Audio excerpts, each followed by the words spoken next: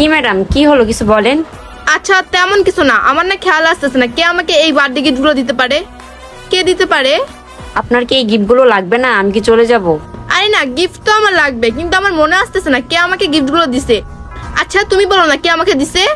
কেন ম্যাডাম, আপনি কি জানেন না আপনার বয়ফ্রেন্ড কে?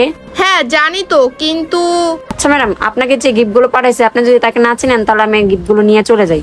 আরে না, নিয়ে যেও না। আর প্লিজ বলো না আমার জন্য কে এই গিফটগুলো পাঠাইছে।